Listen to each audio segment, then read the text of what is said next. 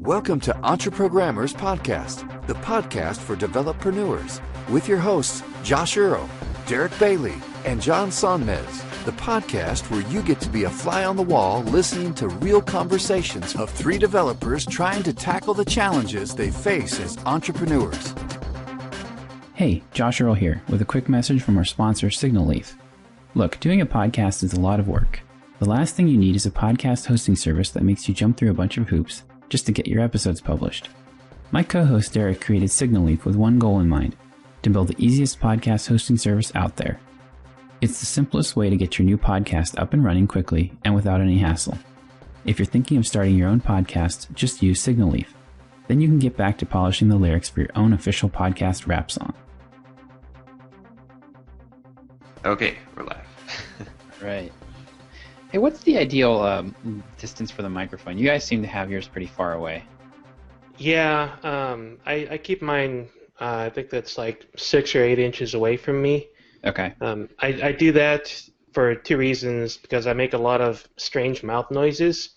And so the farther away the mic is, the less it picks those up. But the second reason is when you have a microphone pointed at you, every time you get half the distance to the microphone, you increase the volume of your voice by 4 times. And the same thing goes for moving away from the mic.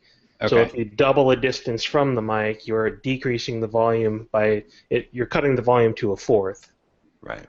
So if you keep it at a reasonable distance, you can still bobble your head around, move around, and whatnot, and you're not going to have a dramatic shift in the volume that you're coming through on the mic. Gotcha. Yeah, it's that same equation for gravity and magnetic. Right. That whole thing. Thing. Similar to light as well. Yeah. Yeah, exactly. But it's interesting because there is the two schools of thought, right? There's the eating the mic, right? And then a lot of professional broadcasters eat the mic, but you have to be good at it, because if you do this and then you back off and then you come back again, But if you're consistently right here eating the mic, you're going to get the highest quality audio possible. Right. You have to make sure you're constantly there the whole time. But those guys also have dozens of engineers behind the scenes processing their audio with, countless amounts of equipment in order to produce the perfect sound for their voice at that position. Right. Yeah, they're trying to get the highest amount of data possible, because they know that they can, once they have that data, they have the power to manipulate it. Right. Whereas, the further you are from the mic, the less data you have. Yeah, and also you get more room echo when you're farther away from the mic, because the mic has to pick up more sound from the room in order to get your voice. Gotcha. Yeah. The real question you should be asking is should you be talking in a deep, sexy voice? Because that will affect your audio quality more than. Right. I have heard that eating the mic makes your voice deeper. It does. When you get that close, you get a lot of the sound coming out of your throat, which, because it's coming out of the base of your neck right there, it's going to have that deeper bass because it's being filtered, and the bottom of your chin right here vibrates at a much lower set of frequencies than the sound coming out of your mouth. Yeah, it'll make you a real man if you start eating the mic. Derick, you should. You might feel a little uncomfortable eating the mic at first, but right. You gotta educate yourself on it. Again, now we have qualified for explicit again on our podcast. Last 2 episodes it had that explicit thing in iTunes, and just now, I think that only for the video though. Yeah. Wow. So I sent the episode, the emergency episode to Dropbox. Good. I was hoping you were going to publish that. Yeah, it's publishable, so that'll be episode 18, and this will be 19. Okay. I wasn't sure if it was immediately publishable, but it turns out that my buddy who's actually the founder of that company, he went back, and we had this discussion when I gave him the news, and he was like, man, what should I do? Should I talk to them right away? Should I wait till later? And I was like, and I said, well, my advice would be just to be as upfront as possible. Talk to them right away. Just tell them, lay it all out on the lines, and just say what happened. and he did that, and they said, sure, you're no problem, you're still in the program. So he's a single founder in an incubator, which is a pretty rare thing. Yeah.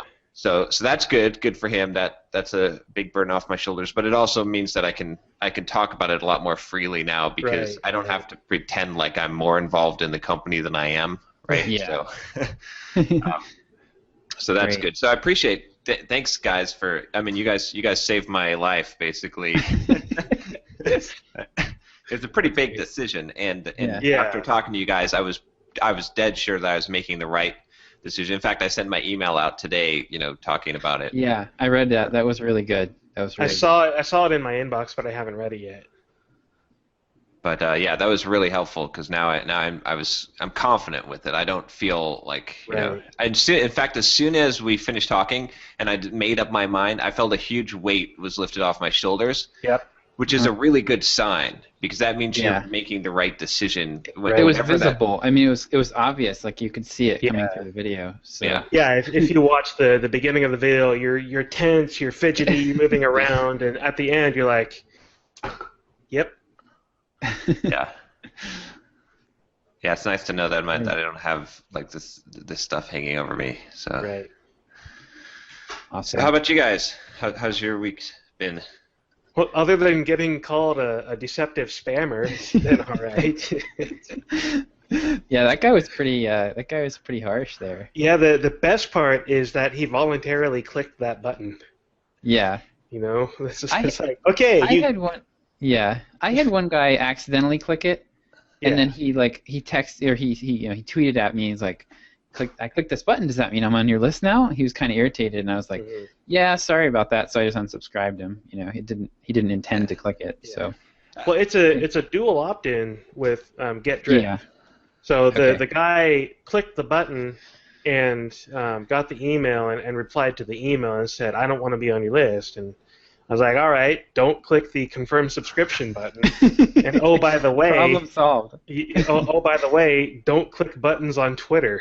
People get too friggin' antsy about this stuff. I mean, I get these emails too. I just don't really talk about them that much. But I got an email from someone like last week that was like, they got my first email about the course, and they're like, "Man, you sound like just one of those fitness infomercial guys trying to sell, some fitness equipment or whatever." So I replied to him back. I was like, "Really? That's awesome. That's good because you know what? Those guys are really effective at marketing, and that's what I'm going to be." And I said, "I agree. What I'm doing, like when you go to my landing page and my emails, it's cheesy." But you know what? I don't like it. It makes me kind of sick. But it's the most effective thing. And it's like I could play pretend here all day, and I could pretend. I could do the things that make me happy that I like, or I could be effective. So I'm going to be effective. Whether, I can't change reality. I can't suddenly make it so that people love, a totally straightforward approach that doesn't sound markety or spammy at all, and that causes them to buy. I can't change reality to be that. So barring that I can't change reality, I'm going to choose to live in reality and make profits rather than, go under and live my, and not face reality with my head in the sand. So, I mean, I didn't send him the entire length of that, but I basically sent him the gist of that. And I was like, that's what I'm going to actually make that a canned response and just just copy and paste. And I told him at the end of the email, I was like, if I can help you in any way, just send me an email. Let me know. Because I'm sincere when I say that. I would gladly help someone. I don't care if they, it's an education thing, right? People see that and they're like, well, why would you do that? Well, there's a reason why. It's because when you look at all the advertisements and marketing efforts that are effective, and they're effective because of a reason. And if you try to disobey that law, well, you're just not going to be effective. One of my favorite things, so Ben Settle has a quote that he says a lot. It's like, if you have a product that can help people, you have an ethical duty to do everything that you can to get it in their hands. So, so if that means using cheesy marketing tactics, then you know what? That is more ethical than underselling your product and having them miss out on something. Right. Arguably. And just to be clear, I don't think any of us are advocating outright lying, right? I would never advocate making false statements in order to trick someone into doing something, or even in your case, like with Derick, with your Twitter thing, you're not tricking someone. You're not saying click this button and I'll send you an ebook and not take your email address, or you're basically it's up for interpretation, but you're not making an outright false representation of something for your benefit and their destruction. So. Yeah, and this guy's complaint was that the button said "Start your journey," and it was the text underneath of the button that said "Share your email address with," and he was complaining, "Oh, the button was deceptive." Whatever, dude. All right, I'll change the button text. It says "Subscribe now." I wouldn't even. I would change it back, to be honest with you, because Yeah, if it's more effective and you get more people to sign up, at least. yeah, Split test. That's a good idea. I should do that. Because if one or two people complain, but you're getting like 25% more signups, and you're helping 25% more people that besides the one or two that complain, Yeah. But yeah, other than that, it was a pretty good week overall. I have a new sponsorship up on Brett Terpstra's blog at brettterpstra.com. So he's the guy that does the Marked 2 app, which is by far my favorite Markdown preview app. Cool. So he gave me a killer discount on the sponsorship, and it's been surprisingly effective. I've had in the 2 days, one day that it's been up, 24 hours basically, I've had 5 subscribers come through that. Really? For Watch Me Code? Yeah. That's awesome. Yeah, so that's pretty cool. Overall for the month, I'm down slightly in terms of signups. I've had 51 signups in 27 days, which is a little less than 2 a day, versus last month I had like 2.2 a day. But even at fewer signups, my overall earnings for the month are up by about $100 right now. With a few days left in a month, I'll probably bring in another $100 before the end of the month just from recurring revenue. So like a 10%, close to 10% income growth anyway. Yeah, pretty close. That's pretty good. How many subscribers do you have total now active? Total 363. Nice. That's pretty. Which is encouraging to me because I had been stuck at 350 for almost a month and a half. So I'm not losing as many as I was previously. Cool. Did last month have any launch revenue in it? No. No? Okay. No, last month was the first full month of just normal, everyday business. But I've had pretty good success with my sponsorships. On top of that, Brett Terpstra one, I just a couple days ago paid for a 3rd month of sponsoring JS Jabber, the JavaScript Jabber podcast. That one has brought in 34 subscribers. Nice. It's cost me a lot of money. Are they full price or? Yeah, the first month was a discount, pretty good discount. No, sorry, I meant the subscribers. Are they... Oh no. For all of my sponsorships, I provide a discount code. Okay.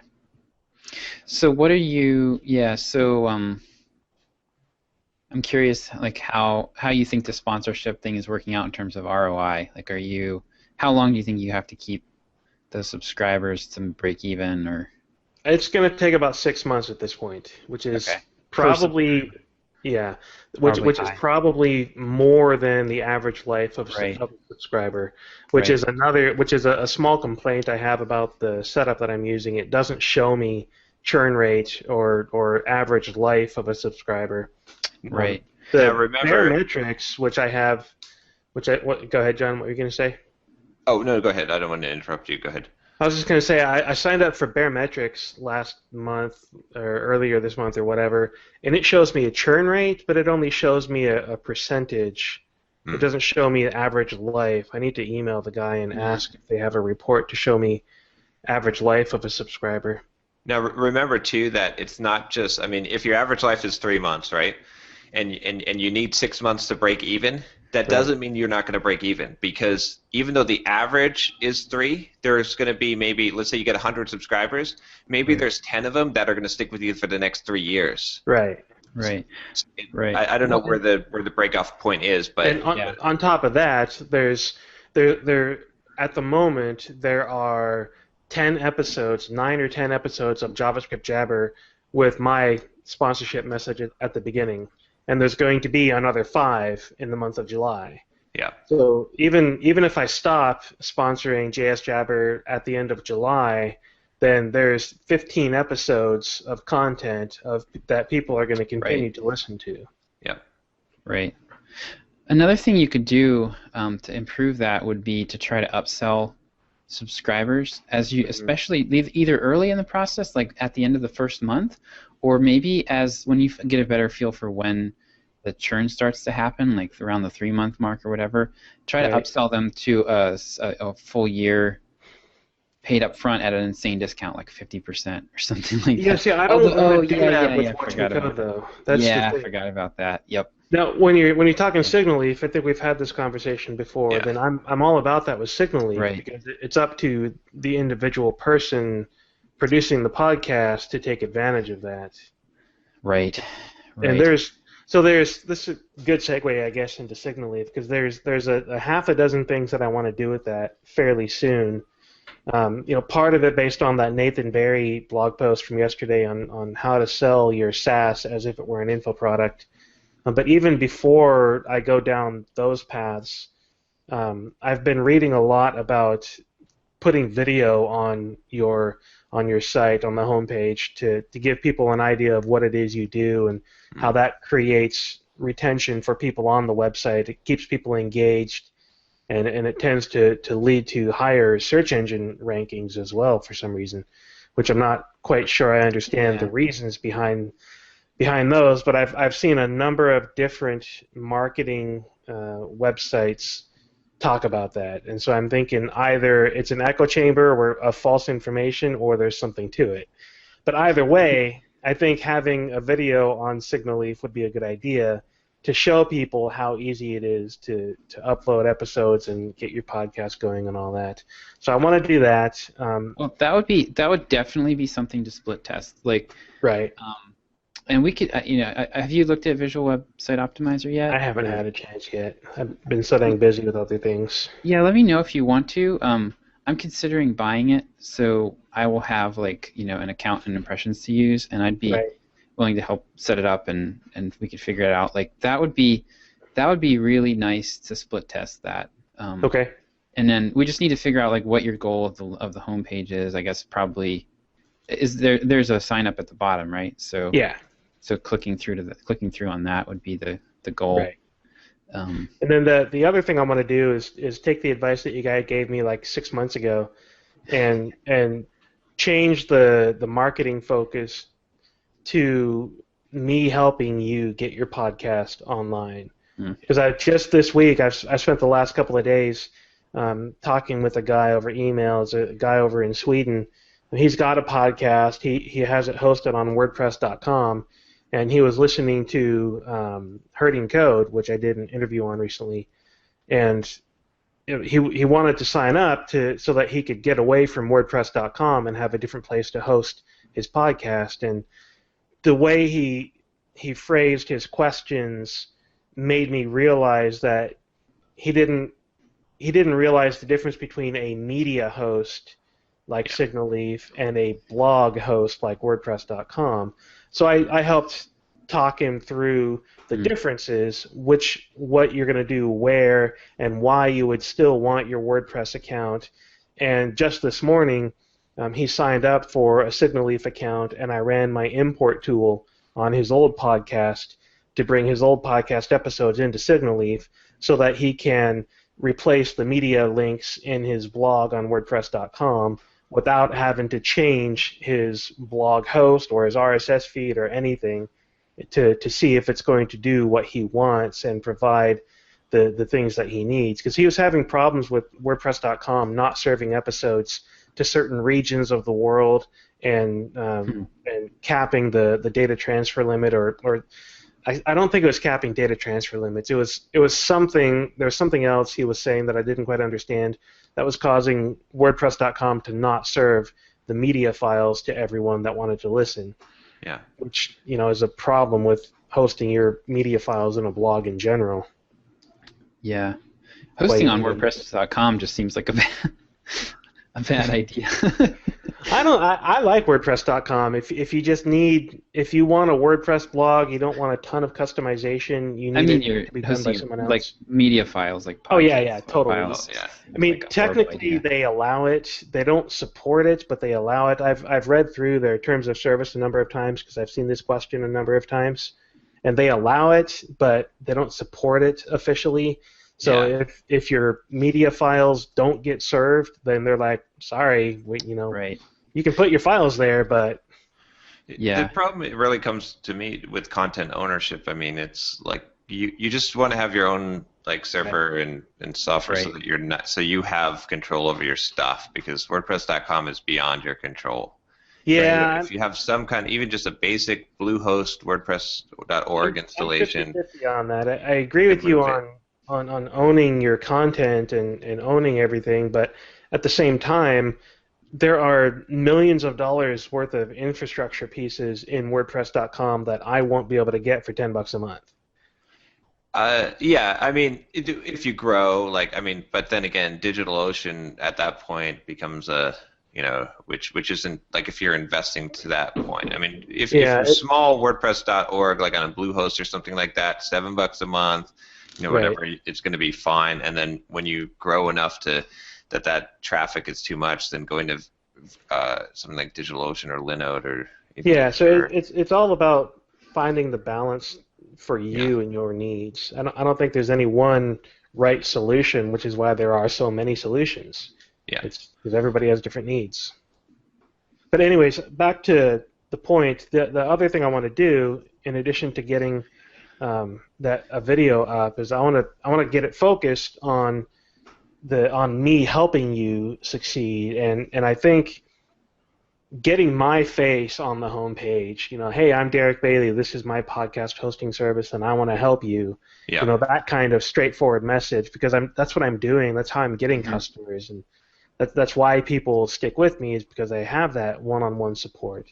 Right. So focus on advertising that, and that ties directly into what Nathan Barry was talking about in the selling your SaaS as an info product, I think, because there's a lot of tie-ins in getting that kind of personalized attention there, because that allows me to set up the online seminar session things, 10 people at a time. Let's talk about the struggles you're having and find answers and help you get your podcast online and things like that. Even if you just did like a class that you capped, like I think capping it at 10, like he does, makes a lot of sense. Right. Even if you just did that and made it kind of like a waiting list, like an exclusive type of thing every month. Right. And that could be, I think that could be really powerful. Like your product, I think you can't buy his product except through that class. And you can, but the He had taken it off. Maybe he put it back, but at one point he emailed and said, "You can't buy this anymore. Go try." Really? Yeah. Like he took all the buy buttons off, and the only thing that you can do now is go through his class. Wow. He was really, people were just failing with the software, and he was trying to. Yeah, that's not a bad idea. I mean, to do, I mean, especially for your service, right? If you're going to be the personalized, like I will help you, cater you, concierge service. Yeah, then you might be actually be able to take a class of maybe like 20 or 30, and then you just basically say, look, when you sign up for this, we're going to go through, and I'm going to help all 30 of you get your podcasts up, and you just show them how to do a generic podcast, and you explain the steps, and then it's total like Q&A. Okay, is everyone? How's it going? How are you guys doing? Do you need any help? Do you have any questions about were you able to get your podcast up? And then you basically get 30 people that have had their hands held to get up to Signal Leaf on a trial, and then they're likely to become customers. Right. And I could set that up over, do it like 3 days in 1 week. Have Monday we all get together over a Google Hangout, and I walk through the basic process and show them what to do and how it works, and then answer questions, and give them Tuesday to go do whatever they need, get back together on Wednesday to talk about more questions, give them Thursday to continue, get back together on Friday, and see where everybody is, and talk and look at each other's podcasts and how we have it set up, and talk about the successes of it, and go through on Friday the process of submitting to iTunes and Stitcher and everything else. Yeah. That could be cool. Yeah. I read a great quote this week. I can't remember exactly who it was from. I think it was from a guy named Doberman Dan, who's a copywriter. But basically, the gist of it was that the 20%, like the 20% of the market that we talk about with the 80/20, they don't want how-to information. What they want is either experiences or kind of the done for you type of scenario where you have a service, but basically, and I've experienced this with Entreport. I'm paying close to $300 a month for that service, but they have a pretty good onboarding process where I'm going to have I get 2 free hours of consultation with them to help me get some of the more complicated stuff working, and that has been having that has been really, really helpful to get everything up and running. Right. So if I took that approach, I mean that also gives me the opportunity to actually charge a bit more. I could give people that go through the class, build in the first month subscription as part of the class, or the first, and then or even offer the class for free, and then just give them the. I would charge for it, honestly. Yeah. Because you're going to be spending a lot of time with these people. It's probably. True. Like if you could, like if you charged $100 or $200 or $300 and you got 20 people at a time, that's a pretty nice chunk of monthly income now. Yeah, I would initially keep the classes pretty small, at least until I figure out how many people I can actually deal with. Right. The other piece of that is if you charge for the class, it makes the Signal Leaf sign up become like nothing. It's like buying textbooks for a college course, right? It's true. And that makes it awesome because then Signal Leaf is essentially free to them because no one says, "Oh crap, I can't take this college course because I got to buy textbooks," right? Right. that's yeah. The Infusionsoft, which is an Entreport, which is the premier player in the email marketing space. Yeah. They have a $2,000 class that you are required to take before you can buy their service. Wow. To onboarding. It's pretty complicated. Like the nickname for it is Confusionsoft. So it's pretty complex software, but So I think I would definitely say charge for that class. Yeah. Okay. Just make a Twitter card with the button that says. No, I have to go for my free class. Charge money. Yeah, well, that's what we need. We need Twitter payments, right? And we just say, start your dream, live your dream. Click here to give me $5. Yeah. Awesome. Yeah. Now I have to get over my imposter syndrome when it comes to the podcasting side of things. Oh my gosh. I mean, dude, like we just had a 10-minute conversation that had a lot of really valuable stuff in it when we started this podcast, Yeah, that's true. So, I mean, yeah, I know. It's hard. But it's crazy because, when you talk about the technical side of things, the writing code, the media files and formats and whatnot, I'm all over that. It's the human side of things and the lessons learned and the questions that I know I'm going to get that I'm not going to be able to answer right away. And I have to get over some of that stuff. You might be able to borrow some of that too. Like I'm going to try to do some of this. Like if you can find a couple of people to co-teach it with you, or or somebody that you could refer harder questions to, something like that. You can kind of borrow credibility from somebody who's even more well known. Yeah, or at the very least, just be able to say, "I don't know. Let me get back to you." Yeah. Right. Yeah. You should definitely try to make it up as you go. Like, if you don't know, that you should never admit that. You should just make it up. It works especially well in job interviews. Technical coding interviews, definitely go for it. Yep. I'm going to say the complete opposite. That is such a recipe for failure. Oh, I know. Yeah. But telling someone that you don't know the answer? No, telling someone that you do know and just totally making it up. Because you look like a complete idiot. Yeah, that's a bad. I agree with that. It's a bad choice. I mean, I even sent out one of my Wednesday emails on that subject directly. Basically, I mean, I literally told people, if you don't know the answer, say you don't know. It's far better to say, I don't know, but I know how to find the answer. But you can go ask this person. But here, look over there. Just being able to direct people to a place where they might be able to find the answers is far more important. Well, like, to side a topic us off, Yes. I found the most successful things that I found for technical interviews has always been it has nothing to do with with technology or knowledge. It has everything to do with not making a cold call.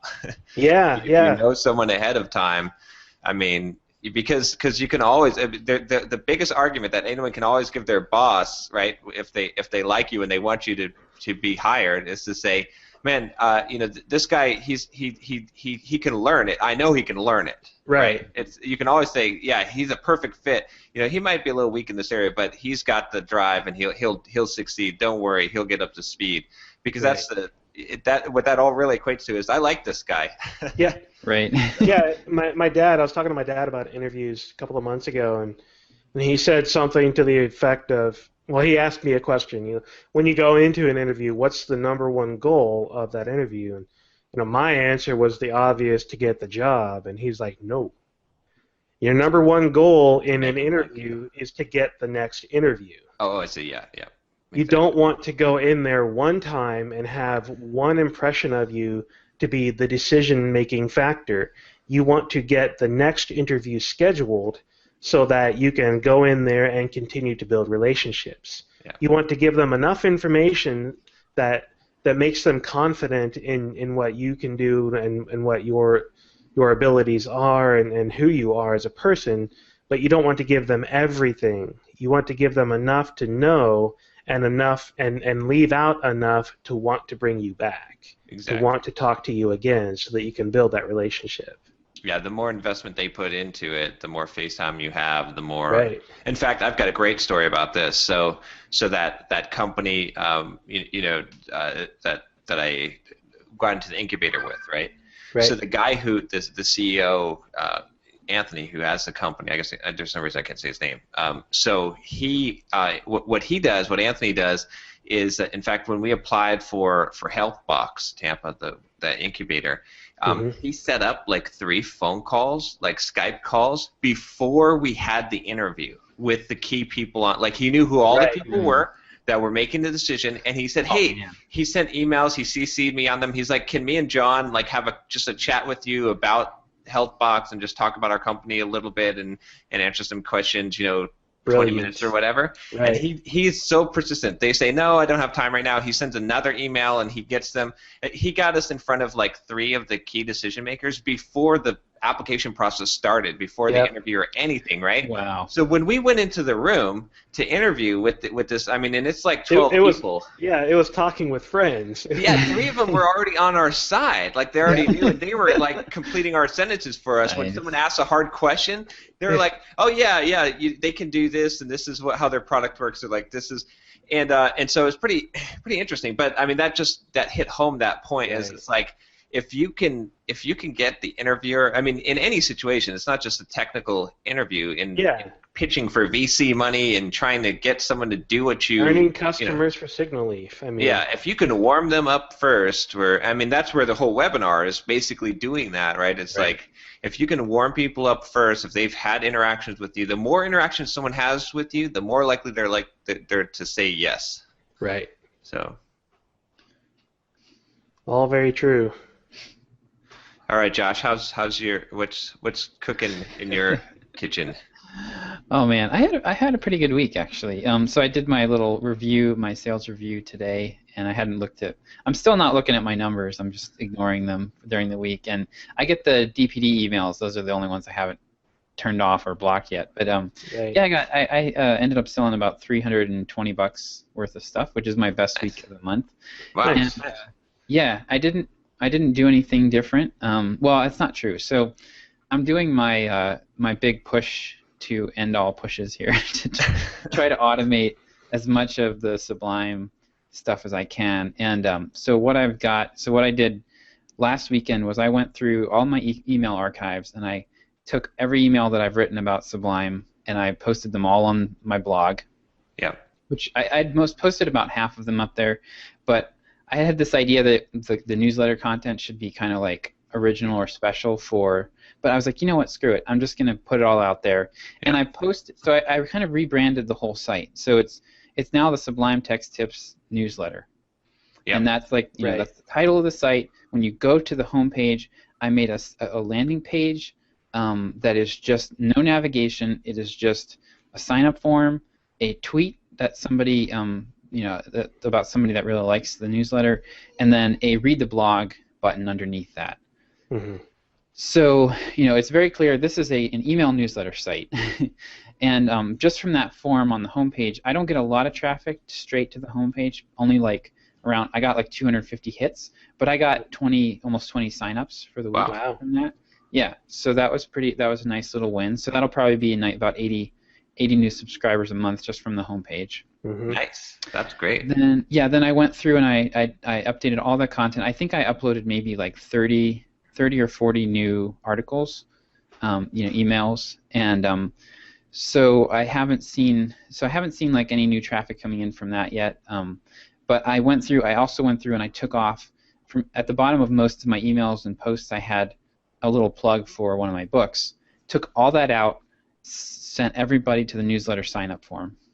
Oh, I see. Okay. So the entire site, there's a little thing up in the corner that says books in the navigation, and then just occasional references in the body of those are the only mentions of the book. So it looks like a newsletter site, and I rebranded it as like it says archives. So for the instead of blog posts or articles, it says archives for the old emails and everything. Mm-hmm. So I did that. That was kind of a pain, a lot of manual stuff, but so I haven't figured out how many new email signups I'm getting yet, but it seems like I've definitely got a nice little uptick from that. And I sold 5 books through DPD this week.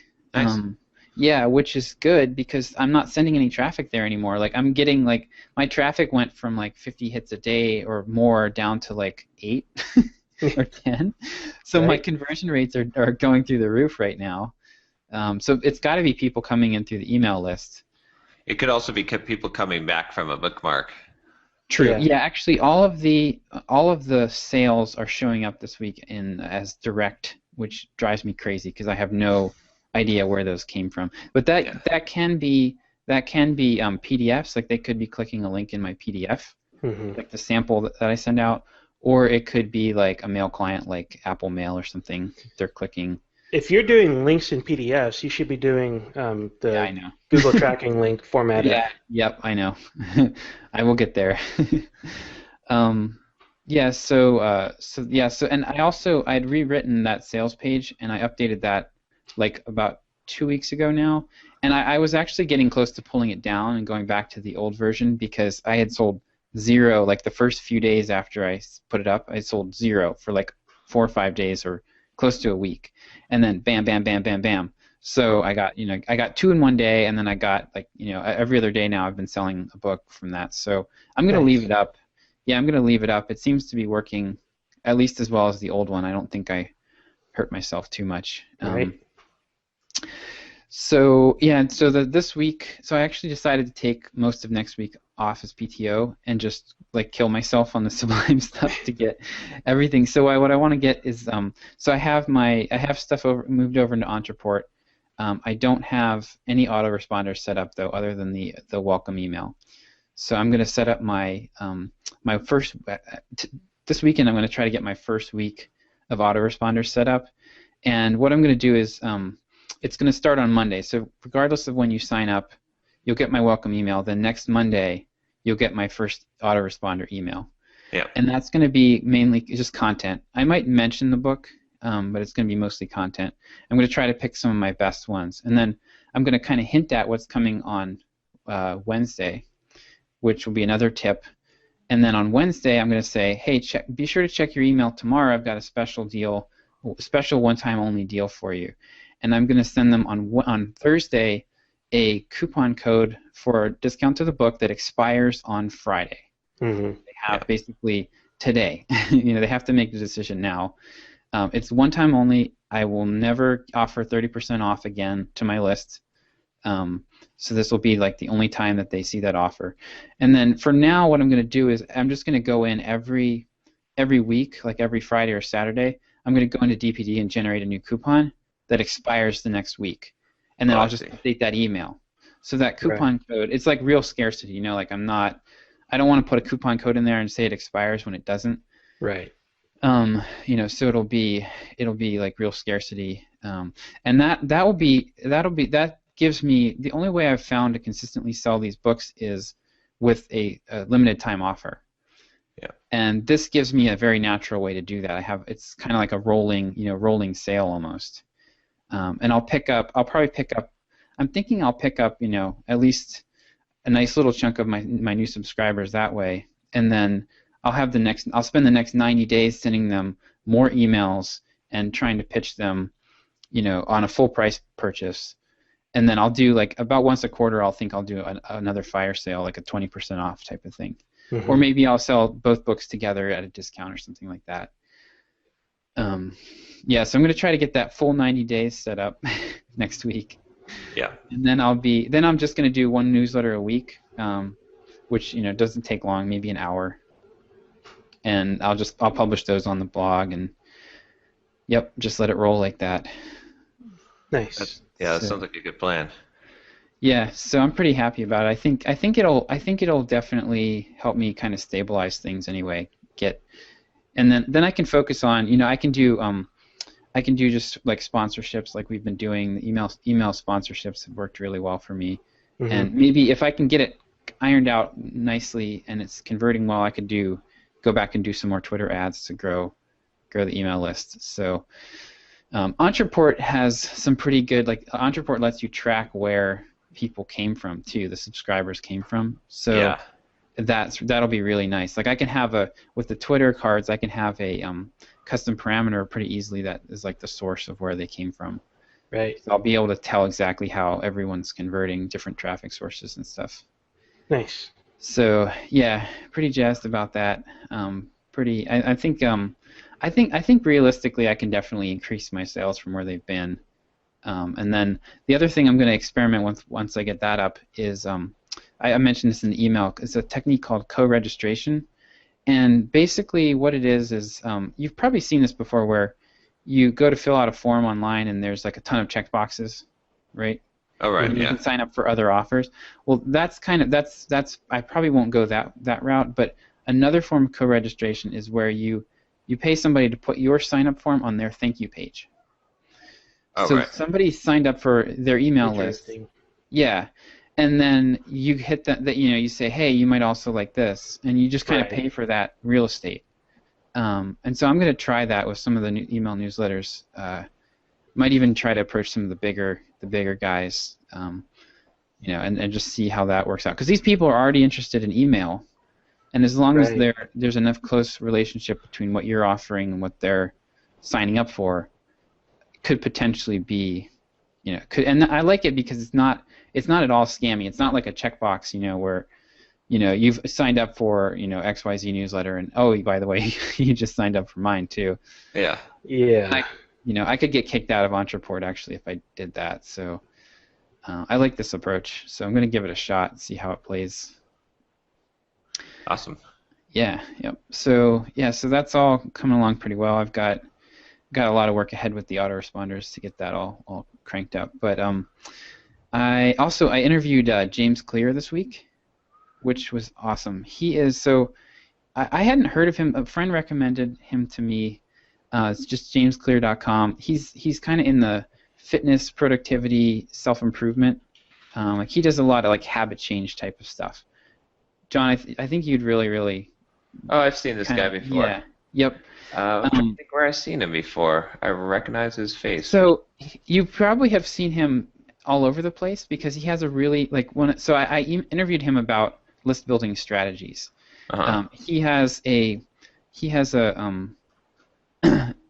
a seminar that I stumbled across a seminar about how he built his email list, which he built a 72,000 subscriber email list in about 18 months with his blog. Oh wow! Okay. Pretty stunning. And he's ranked really highly. Like in Alexa, I think he's like in the top 50,000, and he's only been blogging at that address for a year and a half. Wow. That's crazy. What he did. Space though too. So. Yeah. Well, it's not. He doesn't really write too much about fitness. It's mostly habit change. Like he does have Oh, I see. fitness stuff. Like he does some intermittent. He has a like ultimate guide to intermittent fasting on there. So one of his main tactics for this is he's developed relationships with editors at some of the bigger kind of entrepreneurial-oriented blogs out there, like Entrepreneur.com, and he gets them to reprint his articles verbatim. Oh, interesting. Yeah, so he's getting double, triple mileage out of his articles, and he even has a thing on his blog where he says, you can reprint anything on this blog as long as you have a link that attributes it back to me. So yeah, that's like one of the main. He spends a lot of time, writes really, really good stuff, but then he's just poured gasoline on the fire by finding a way to syndicate a ton of his posts without any extra writing. So that was that kind of blew my mind. I didn't know that anybody guest blogging. I've known about that, but I didn't realize that you could syndicate that big sites would syndicate your stuff if it was good enough. Right. So I'm gonna look into that at some point. But yeah, I do that with DZone. So I have an MVB, most valuable blogger program on DZone. Oh, nice. Okay. And so my articles most of my articles get syndicated there. And to give you an idea, last time I checked on DZone, I had 500,000 views on my articles on there. Wow. So that's, my entire blog has maybe 2.5 million. So a quarter, a little bit less than a quarter of my, or wait a minute. 20%. Yeah, 20%. Right. Yeah, nice. So that interview was really, really good. We talked for about 45 minutes, and I'm having it transcribed actually, and I'm going to I recorded the whole thing, transcribing it, gonna just post the raw transcript on my blog, and I'm expecting that over time that will probably get some really nice traffic. And then you're going to sign up for a Signal Leaf account so you can post the audio file with it? Well, I actually, I don't know. I have toyed with the idea of starting my own podcast, like an interview style thing. Cause if you're going to be doing interviews and transcribing anyways, I know, it's not much of a leap. But yeah, I'm also going to take that transcript and rewrite chunks of it, pull out the best pieces and write a thing for SitePoint with it. I've shown up on some pretty interesting websites from the interview that I did with .NET Rocks. I ended up in the InfoQ. I ended up having an interview with me posted on InfoQ because I did an interview with .NET Rocks, and a few months later, they extracted, it was a good chunk of information, and it was good information too, but they extracted that out of my .NET Rocks interview and posted it on InfoQ. Yeah. So. But yeah, I'm really looking for ways to try to get, I've got very limited time, so I'm looking for ways to get double and triple mileage out of everything. So now I'm starting to think about, okay, so I've got SitePoint, I want to try to get several articles a month ideally published for me on SitePoint. So I can, I can tag team what I'm doing on my blog with stuff for SitePoint. So, I'm still working on that. I'm gonna try I'm trying the epic blog post strategy that we talked about. Yeah. And I'm up to 5,000 words for this Twitter 11 ways to use Twitter to grow your email list post. And so I think it's going to be pretty good. I'm going to post it on my blog, but then I'm going to take chunks of it and rework them into SitePoint articles, because each chunk of it really deserves at least a full-length blog post. So that's a great idea. I love this repurposing idea because you're going to save yourself a lot of time, and you're going to go deeper into things. Yeah, a lot of for me, what kills me is the research. I don't have, it takes me a while. The blog post I wrote for our contest about how I marketed my ebook, that took me about 6 hours, I think, or maybe more, 6 to 8 hours total, and it ended up being about 2,000 words, and a lot of it was research time. Yeah. So if I can repackage that research into several different articles for different outlets, then I'll get a lot of mileage out of my limited time. So, but it's funny because in my interview I asked James, I said, what, if you were in my shoes, you had very limited time to write, would you try to do would you try to do longer articles or try to publish regularly on a schedule? And he said, regularly on a schedule. Yeah. So, which is exactly what you guys said. So I'm gonna try both. I want to see, like what I need to do is figure out. I think I could probably spare maybe like 4 hours a week to write stuff for my site. So I want to figure out like what can I reasonably produce in 4 hours, and then compare the results of that to spending 2 or 3 weeks on something huge like I've been doing.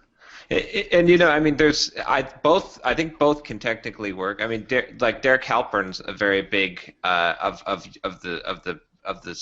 make the big grand slams, and then what he basically says is like he's got that Build a Blog That Matters course. I haven't actually taken the course, but if I understand the premise of it, it's basically the idea that you create some awesome epic blog posts, and then instead of like doing a whole bunch of volume, like you get the most mileage out of them. You promote the hell out of these blog posts. You get as much eyes on them as possible, because that's all you really need, is because getting one thing to go viral or close to viral is so much more. Instead of spending all this effort on typing more words, you can take something that's good and you can reuse it all kinds of places. And I kind of took from that idea, like every week on Twitter, or on my social media channels, I repost like 3 of my old blog posts, and that's helped a lot. I've been getting some traction from there. But I think both strategies.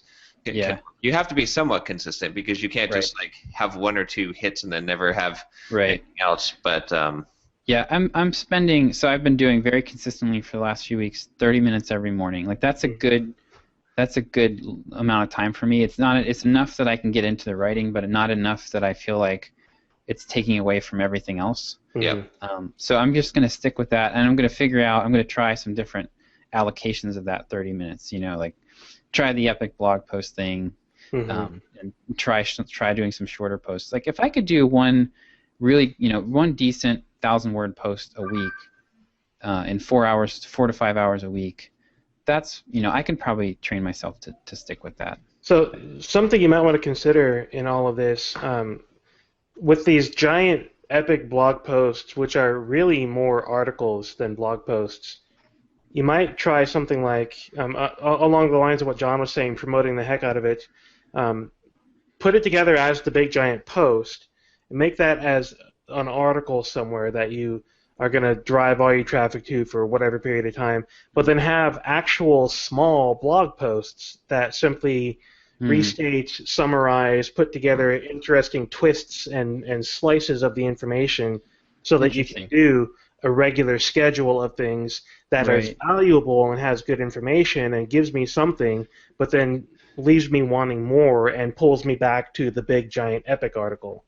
Yeah.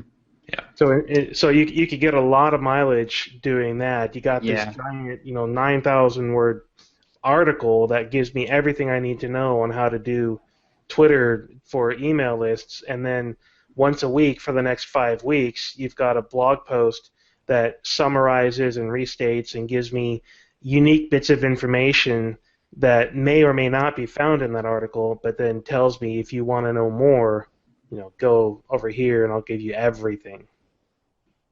I really like that. Just whatever you do, don't do the mistake that I've made so often, which is to do part 1 of 3, 2 of 3, 3. Like I've had blog posts where they're over 2,000 words, and I'm like, I need to split this up.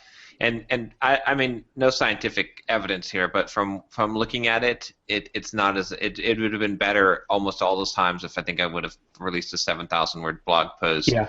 That would have been epic. Instead, I took something that could have been epic, that could have been like front page hacker news, and I made it into a 3-part series that a lot of people visited the first part, but no one checked out the second or third. Yeah, I've had experiences like that as well. And several years ago, I wrote up a multi-part series on it was something related to lean software development. Don't remember exactly. And the people that I was having review it told me, don't release this as a multi-part series. Put it together in a PDF, write a blog post about the information, and then give people the PDF. And I did that, and it was hugely successful. I ended up getting my name in front of some very big name people in the lean software development industry at the time.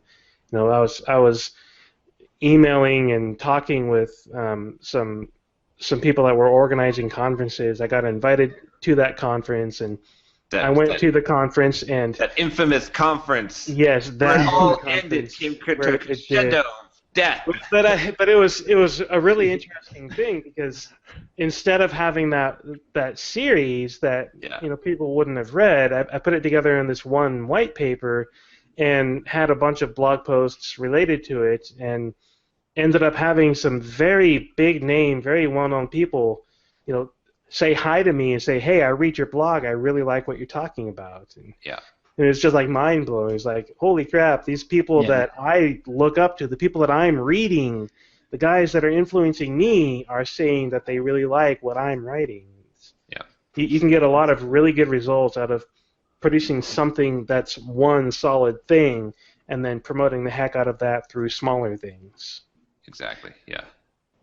One thing, that's pretty cool. I've seen several blog posts lately that have kind of got me persuaded. Like, I think that there's a bit of a bubble with the content marketing stuff, and I actually read a blog post about, I forget what the title was exactly, but it was basically the idea that we can only consume, like humanity as a whole can only. I know that post. I read that post as well. Yeah.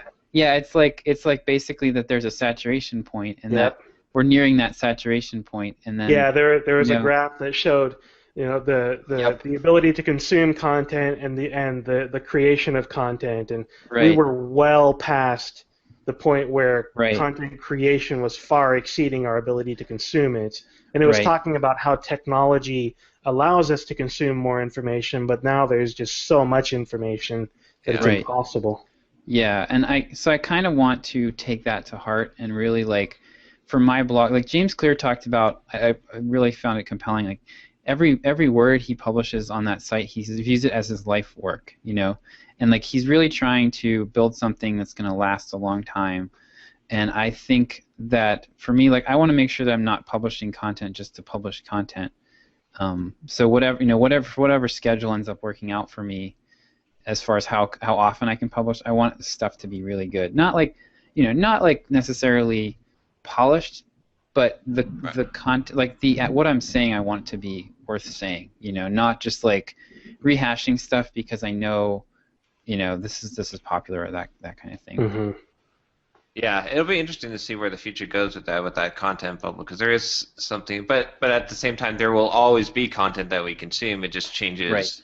It changes form. It changes like the crap. Right. Like we have filters for crap, right? Right. That's what will happen. Is it's going to be like every channel. Like it gets, it was easy. You had a bunch of people that did it when it was easy. Now it's getting harder and harder. But the people who did it when it's easier are the ones teaching now that this is the only way to market stuff in the modern era, and it's not. I don't know. Well, that's where too. I think that's why I like the Pat Flynn Be Everywhere strategy too, is because I think there's a lot of people that make blogs. There's fewer people that do YouTube, but there's a lot of people that do that. There's even fewer people that do podcasts, but there's really a rarity of people that do all three. Right. And if you can have all three going, and email newsletters, and if you're basically in all those different spots, then you build more of a brand, and then that becomes like that filter that rises you above where people subscribe to your brand. Because that's the thing is like now, like I used to consume a lot of blogs. Now there's a few things I follow, but I follow everything of those couple of people, those flagship people. It's been years. I mean, literally years. I don't even know how many years since I have had an RSS reader. I mean, even long before the death of Google Reader, maybe years ago, I stopped having an RSS reader because I had thousands of unread things, and I realized my filter for blogs, for me figuring out what is interesting and what is not interesting, was Twitter. Yeah. If I see this thing coming across on Twitter from somebody that I respect, because if I'm following them, clearly I respect them. So there's a good chance that I'm going to read the things that are coming through on my Twitter feed. And now, with the resurgence of newsletters, I'm on 50 million Peter Cooper newsletters, and I open and look at every single one of his newsletters because I look at Peter as one of my filters for giving me the things that I'm going to be interested in. I don't click on a link in every single one of his newsletters. But this, for the 4 or 5 that I get every week, I probably click 4 or 5 links. Sometimes 2 in one issue, sometimes all of them in one issue. But it's a great way to give me filtered content so I'm not inundated with a million things. Content curation. Yeah, exactly. Good strategy. I let somebody else curate it for me. Oh, before I forget, one thing I wanted to mention. We got I wanted to mention the iTunes for this podcast, so we could get, hopefully, if the people that are listening, because if you're listening to this podcast, you're probably pretty dang loyal.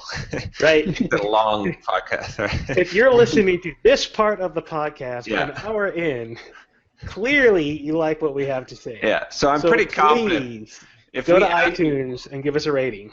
If we go meta for a second and say, go to iTunes, look for Entreprogrammers, give us a rating. I think we actually have two reviews so far in iTunes. Have you guys seen them yet? I haven't. No. So one of them says, "I want to be an Entreprogrammer." Only 4 stars though. I don't know if that's if it's because he just doesn't want it that bad. We're too dang long and wordy.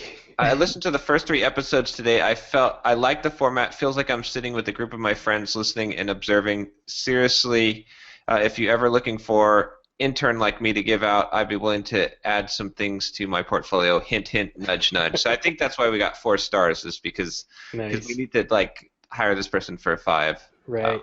And then and that was Heather Bice. And then we got another one that came in, laid back and natural flow. Heath Armstrong.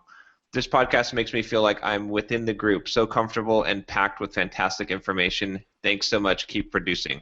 Awesome. So pretty cool. So so if you comment, we might raise your comment on your rating. But yeah. So we should start reading comments from the blog posts on these episodes too, because I finally got Discuss actually working properly, so we can comment on all of the posts. And I made both of you guys moderators on the comments, so you guys should get emails every time somebody comments now. Cool. Okay. Yeah. If someone asks questions and stuff, we can answer some of those perhaps on there and stuff. So. Cool, but yeah, if we can get, it'd be good if we get more people rating us in iTunes, because then more people will find us, and we won't be talking to empty space. But I think our growth is pretty decent. Like when I was looking at Signal Leaf last time, it looked like we have somewhere around 300 and something RSS subscribers. Yeah, it's close to 400 at this point. Okay, so that's cool. Yeah, that's good. So let's see. Oh, I've got some 357 subscribers, RSS subscribers. I don't think almost 9,000, 8,600 listens. John's being attacked, I think. What's going on? Crazy. I was trying to show you guys my new setup now. Oh my gosh, you've got you're rocking. You have 2 of the 40-inch monitors. How many of those? Get my cable out of here. Wow. If you're not watching this on the video, you're missing out, seriously. You really need to watch this part of the video. This is awesome. I'm going to puke, I think. Okay. So it's 240. It's not even going to fit in frame, but... Yeah. But that's what not happens when you have 40-inch monitors. Too. Oh, okay. Here we have video. Pan over this way. I still got the 224s set up. Oh my gosh. Yeah. Holy cow. And then I just got my new toy, which is a Surface Pro 3. You're going down that path again? Yes, I'm going down that path again. Okay, but the Surface Pro 3, they fixed the stuff that I hated about it, right? So it's Is it fanless? Bigger, look how big it is now, right? So it looks like an iPad. It's a usable size now for a laptop. Okay. So they made the screen bigger, right? It comes. I don't know if the Surface Pro 2 came with the touch pen. I guess it did, or maybe it was an option. No, it must have come with it, but I don't remember seeing it on the 2. The kickstand on this one goes all the way, right? Which is pretty cool, like all different degrees. Yeah. And they fixed the type pad to so that it actually, the trackpad in it is actually usable. Oh, nice. So far I like it. I think it's powerful enough to be a laptop replacement. I'll probably still keep my desktop now that I have to power 2 40-inch monitors. But I am getting the active adapter to go to HDMI so that I can do DisplayPort to HDMI and then have one on an alternate for that. But no, I think it'll be good. This is the future, really. I mean, tablets are going to die because solo tablets, right? Yeah, there was a really good post I saw a while back about how the iPad is basically like a transitional form. Right. Like it's pretty much like younger people don't even have computers anymore. They just have their phones. Yeah. And the tablet market is basically for people who are used to having a computer and kind of want the extra screen real estate, but people, kids now don't care. Like it's just the phone. The phone is just their computer. So it's pretty much like middle-aged folks like us who buy tablets anymore. Yeah.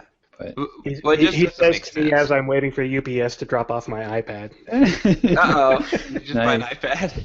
Yeah, the Apple refurbished. I pay attention, once every couple of weeks or so to the refurbished stuff on the Apple store, and they had the 64 gig Wi-Fi 4th generation on sale, $250 off.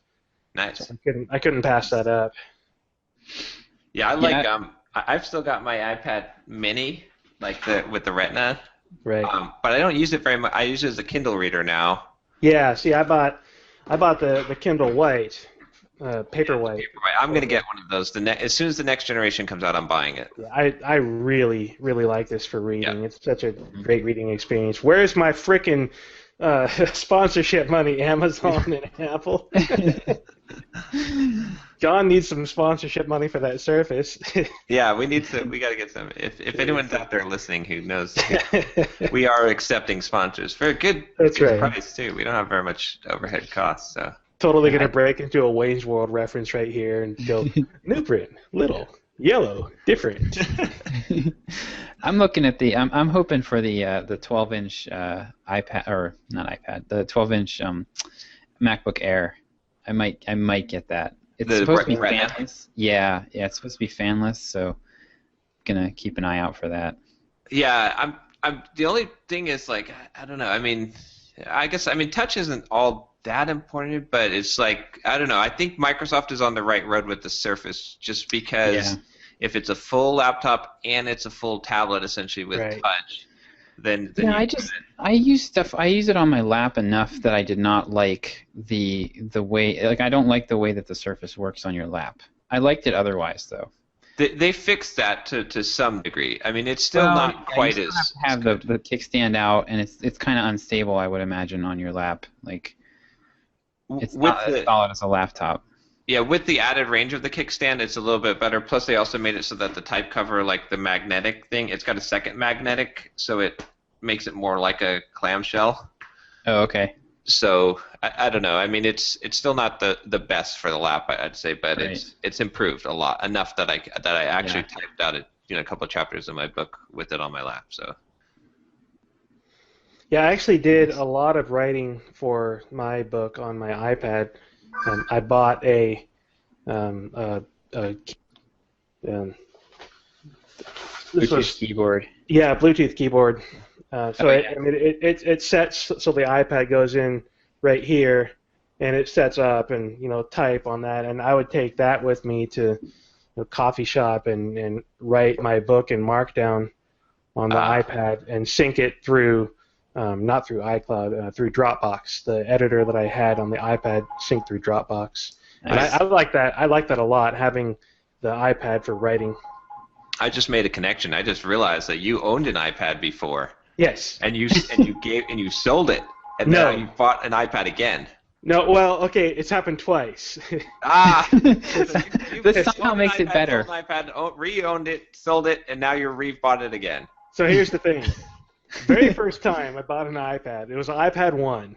Okay. And I bought it, and waiting for my stupid phone to stop ringing. I bought the iPad 1. I had it for 2 days. Yeah. And I looked at what I was doing with it and what was available for it at the time, and why do I have this? What am I doing with this other than Twitter and Netflix, which Why would I want an iPad just for Twitter and Netflix? Got Netflix on my PlayStation, got Twitter on my phone. There was no place for it, so I sent it back. It's like, whatever, don't need it. See, if you would have just bought Plants vs. Zombies, then I had Plants vs. Zombies. Okay. I had Angry Birds. Oh, okay. And it's like, okay, I don't need these things. These are not enriching my life. So then I got I worked for Telerik, and Telerik did not need to buy me a new computer. I had a brand new MacBook Pro Retina. I was like, all right, I don't need a computer. Why don't you guys send me an iPad and the 27-inch Retina or Thunderbolt cinema display instead? And they're like, all right. And so they sent me the iPad, and this is 3 years later, so this is 2013. And so I started using the iPad for things and started, getting productivity apps, and I got that Markdown editor, and I got the drawing apps, the paper, and I bought the pen that goes with paper, and I started actually being productive on it. And I really enjoyed having the iPad. And then I left Telerik.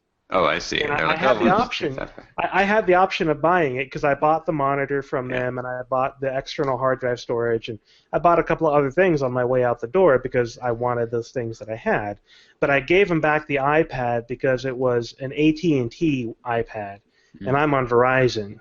Yeah. And I didn't want to have to deal with AT&T, so I sent it back, and I had basically just been waiting to find the right price to buy an iPad again. So that's why I've got an iPad being shipped to me and showing up sometime today. And that is the iPad story. Yes, that is the iPad story. Yeah, I've had like 3 or 4 different tablets. I had a Surface, like a Surface RT, not the Pro. Yeah. I've had an iPad, and I've had a Motorola Zoom, and I just find that it's just another thing for me to charge. Mm-hmm. And I don't use, I'd rather, it's not as functional as a laptop, so if I have to have another device to maintain, for me, a laptop is the thing. I mean, right now I've got it down to 2. I personally use 2 computers. I have a ThinkPad and the MacBook Pro, and then I have a server, like a Synology server, and then my wife has a computer, and my son has a tablet, and we both have phones. Like, that's a lot of devices. So yeah. I keep wanting to buy an iPad, or the Surface is tempting as well, but it's just, gosh, I just don't need another thing to charge and update and maintain and try so let me count off what we have. My son has an iPad from the school district because it's for his special needs. I have an iPad. I have my Kindle Paperwhite. I have my Kindle Fire, which is broken, the screen shattered, but I can get it replaced. It still works. How the heck do you break one of those things? The Kindle Fire, I left it on the roof of my car and drove away. Okay, I was going to say, like, an iPhone breaks, but a freaking Kindle Fire, I think you can try and break that thing and it'd make you. All right, so then I've got my Android phone. My wife has an iPhone. I've got the iPad coming. I've got my laptop, MacBook Pro Retina. My wife has my old MacBook Pro, non-Retina. My wife has her work laptop. My wife has a Kindle Fire. Derek's officially out of fingers now. My wife has a 9-inch Kindle. My wife has a 6-inch Kindle. Wow. So that's 13 freaking devices in this, and that's the ones that we use. I've got 5 more old phones that I don't use anymore because they're old phones. I probably have a few more things laying around the house that we don't use anymore as well. This definitely gets the first world problems hashtag. This is a big time first world problems hashtag. This is like 1%er problems hashtag. Yeah. Man, too many devices to charge. Yeah. I know. I want to consolidate my devices, but I've just kind of realized that I instead of consolidating, you've chosen to proliferate them. yeah. If you go one way, you go the other, right? That's how it works. So, but yeah, I kind of want a Kindle, even though I'm able to read books on my on the iPad Mini. I enjoy reading on my Kindle so much more. Yeah, I've found that I do my Kindle reading on my phone now, which is not as nice as the Kindle Paperwhite, but I found that I wasn't using the Paperwhite as much as I'd like, so I gave it to my wife, and she loves it. See, that's what happened. That's why my wife has 3 Kindles. Yeah. Yeah. I bought the 9-inch. Eventually, the Fire came out, so I bought that for myself. Gave her the 9-inch. Well, the 9-inch Yeah. was too big, and so I bought her a 6-inch for Christmas one year, and she started taking the 6-inch everywhere. But then the 9-inch was better for reading PDFs, so she started using the 9-inch. Oh yeah. That's And then the killer on, I yeah. won a Kindle Fire at a user group in Seattle. It's like, I already have one, so here, you can have one. So What I found is that the Kindle device, like Kindle in general, is nice for reading some things, but I find that it's really crippling for reading the types of books that I tend to read. Right. And so I've actually discovered a new high-tech approach to reading. I'm holding up a book. What? Yeah. Oh, Okay. blasphemy! Blasphemy! Um, I don't allow those things in my house. If my wife buys one of those, I just watch the Kindle. You burn it. Are you saying? I find that for the stuff that I tend to read, it's either going to be Kindle and I can read it on my phone because it's kind of quick, easy, easy like a novel or something, or it's going to be paper. Because the Kindle's not a good enough. It's not working yet as reference material. Like, it's a pain in the butt to search it. It's a pain in the butt to make notes. I use the Kindle desktop app for that, actually. Yeah, and they're not bad, but for me to sit in bed and read, I want to be able to make notes and stuff, and yeah. So I don't read anything on my Paperwhite that I want to take notes or actually be involved in, like with the exception of the 80/20 marketing book, because that's enough fluff that I don't really need to take notes. But with my Paperwhite, I read sci-fi novels on here, and I take this thing with me almost everywhere because it fits in my pocket. So I read sci-fi novels on it constantly, and that's what I do with it. But for technical books, for reference material, I use the Kindle desktop app because it does have a better search feature. Yeah. So now that we've talked about pull out that moleskin. I know you've got one, Josh. I do. It's in my bag. Oh, you both do. Oh. Yeah, I do. I've given up on electronic task management as well. I use Trello for stuff, but for my day-to-day to-do stuff, I use paper. If it's in an electronic format, I find that I tend to. My brain is way more capable of generating to-do items than I am of ever completing them, and electronic, it gives me an unbounded place to put those, and it gets overwhelming, and then I just give up on it. So I've gone back to paper because it's constraining. It hurts to my hand to write for too long. So technology often gets in the way. Yep. Well, I think there's I agree, but I also disagree because to some degree, like I would rather just grab a piece of paper and write. But I know, like in my mind, that if I could train myself to use the technology more often, but it's hard to train yourself, right? It's like I still don't know the Gmail shortcut, like the key, right? If I learn that, but I make the same argument. I say, well, it's easier to just like click the things, right? But I know it is now, but it won't be if I actually learned how to use the Gmail shortcuts. So I kind of feel like the same way with the productivity. I've been trying to wean myself more and more off of it, but into the technology, off of the analog. Yeah. I'm preparing myself for the singularity because when the singularity hits, it won't be an option to use paper. So there are things that I don't like technology, and getting ideas out of my head in non-text form is one of the things that technology gets in my way. If I have a thought that I need to draw in order to explain, I walk over to a whiteboard or I get a piece of paper and a pen, because invariably technology, whiteboards and drawing apps, they get in my way because, with the paper app on iPad, I love drawing on it.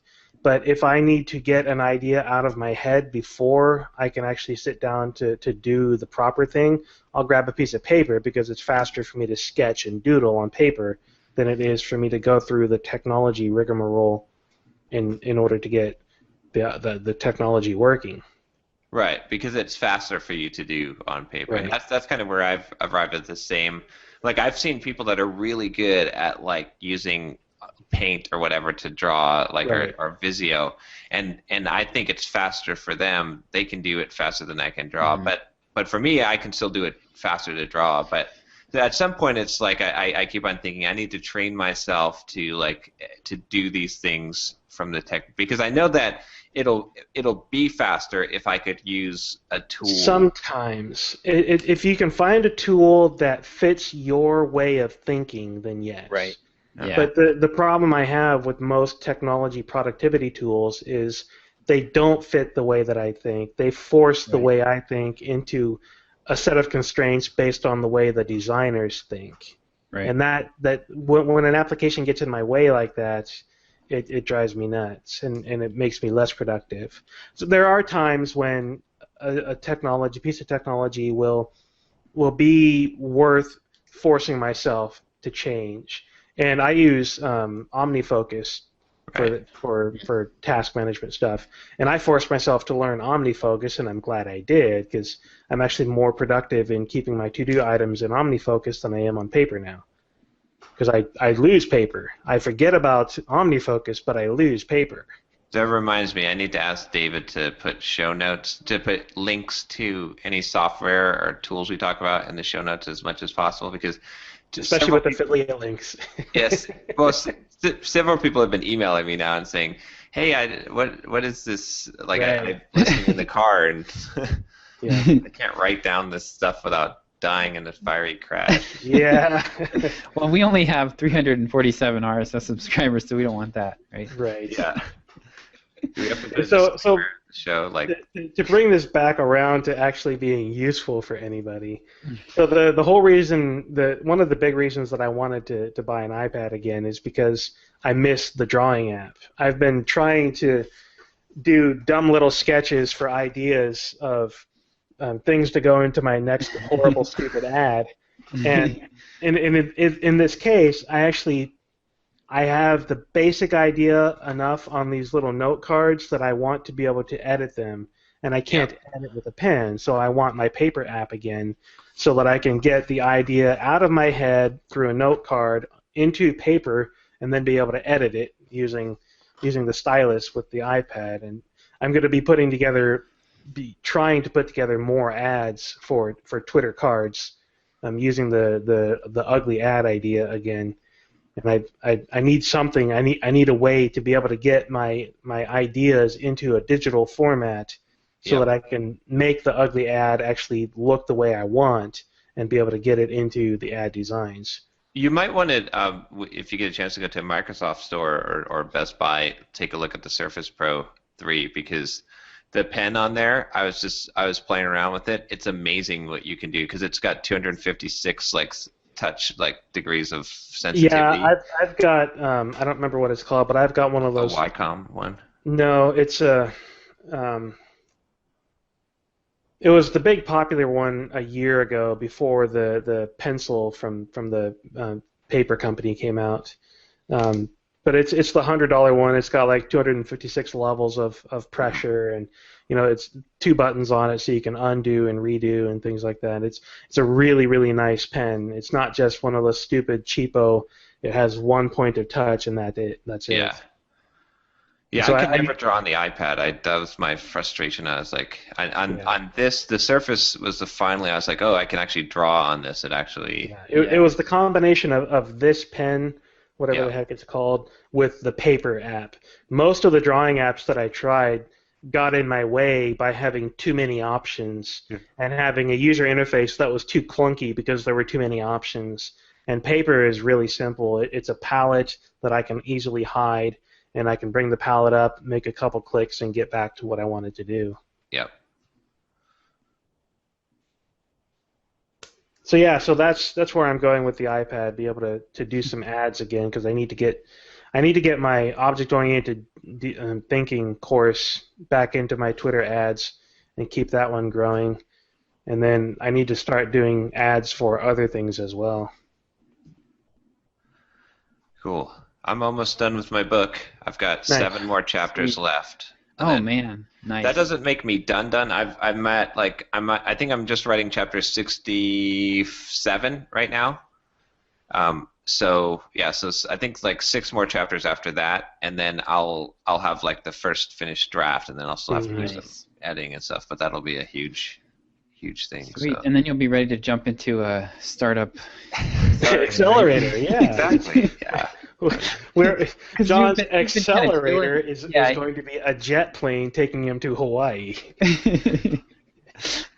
Yeah, I think at that point I'm going to be exactly. I'm going to be going to Hawaii, and I've been doing the YouTube videos like from my iPad Mini or Surface. I've got some that are pre-recorded that are of the high quality, but I'm kind of going to go rogue for a little bit and not have quite as strict as a schedule and just kind of produce stuff as I produce it, and maybe I might even just have a whole blackout month period where I just do nothing.